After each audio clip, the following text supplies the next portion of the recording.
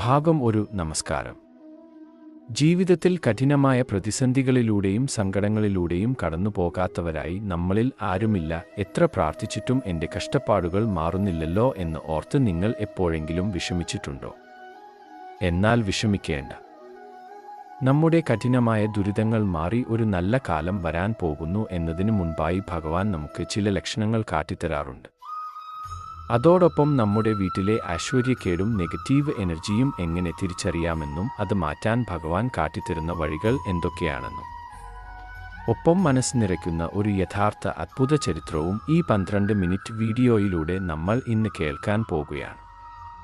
Video മുഴുവനായും skip ചെയ്യാതെ കാണാൻ ശ്രമിക്കുക. ഭാഗം 2.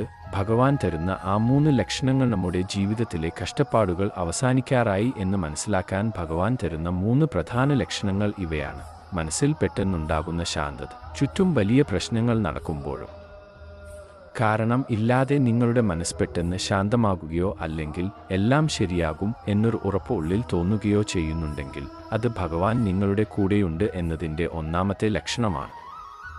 അപ്രതീക്ഷിതമായി ലഭിക്കുന്ന സഹായങ്ങൾ.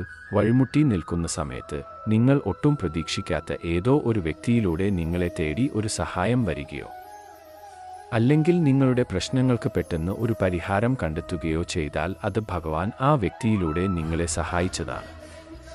ഭഗവത്ഗീതയിൽ കൃഷ്ണൻ അർജുനനോട് പറഞ്ഞതുപോലെ ഭഗവാൻ നേരിട്ടല്ല പല രൂപങ്ങളിലാണ് ഭക്തരെ തേടിയെത്തുന്നത്. ദൈവികമായ സ്വപ്നങ്ങൾ. പുലർച്ചെ സമയങ്ങളിൽ ക്ഷേത്രങ്ങളോ പൂജാകർമ്മങ്ങളോ അല്ലെങ്കിൽ ഭഗവാന്റെ വിഗ്രഹമോ രൂപമോ ഒക്കെ സ്വപ്നത്തിൽ കാണുന്നത് നിങ്ങളുടെ ഉള്ളിലെ നെഗറ്റീവ് ചിന്തകൾ മാറി നല്ലൊരു പോസിറ്റീവ് മാറ്റം വരാൻ പോകുന്നു എന്നതിൻ്റെ വ്യക്തമായ ലക്ഷണമാണ്. ഭാഗം 3. വീട്ടിലെ നെഗറ്റീവ് എനർജി തിരിച്ചറിയാനും മാറ്റാനും. പലപ്പോഴും നമ്മുടെ കഷ്ടപ്പാടുകൾക്ക് കാരണം നമ്മുടെ വീട്ടിൽ തങ്ങി നിൽക്കുന്ന നെഗറ്റീവ് എനർജി ആയിരിക്കാം. അത് എങ്ങനെ മനസ്സിലാക്കാം എന്ന് നോക്കാം. വീട്ടിൽ കാരണം ഇല്ലാതെ എപ്പോഴും വഴക്കുകൾ ഉണ്ടാകുക. വീട്ടിൽ വരുന്ന പണം എങ്ങോട്ട് പോകുന്നു എന്ന് അറിയാതെ പെട്ടെന്ന് ചിലവായി പോകുക. എപ്പോഴും ഒരു മടിയും ഉന്മേഷക്കുറവും അനുഭവപ്പെടുക. ഇത് മാറ്റാൻ ഭഗവാൻ കാട്ടിത്തരുന്ന ലളിതമായ ചില വഴികൾ ഇതാ.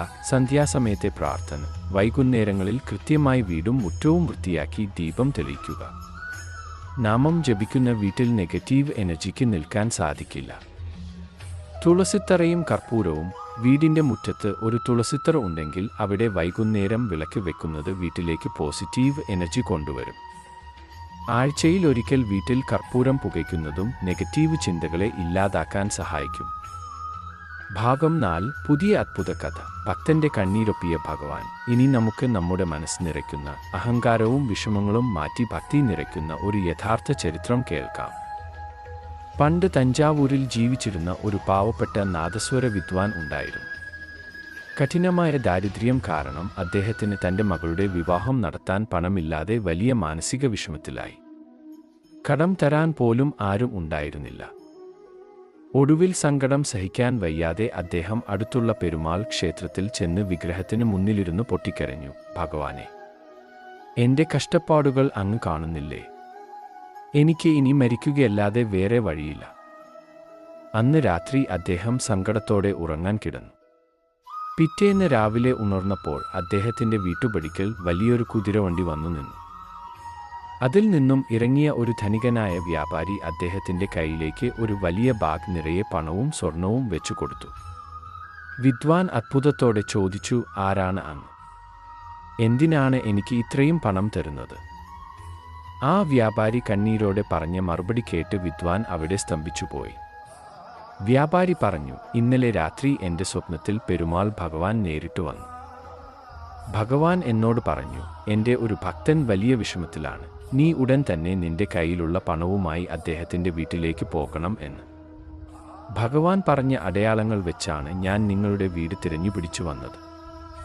തൻ്റെ വീട്ടിലെ ദാരിദ്ര്യവും നെഗറ്റീവ് എനർജിയും മാറ്റി ഭഗവാൻ തന്നെ നേരിട്ട് സഹായിച്ചതോർത്ത് ആ വിദ്വാൻ ഭഗവാന്റെ കാൽക്കൽ വീണു കരഞ്ഞു.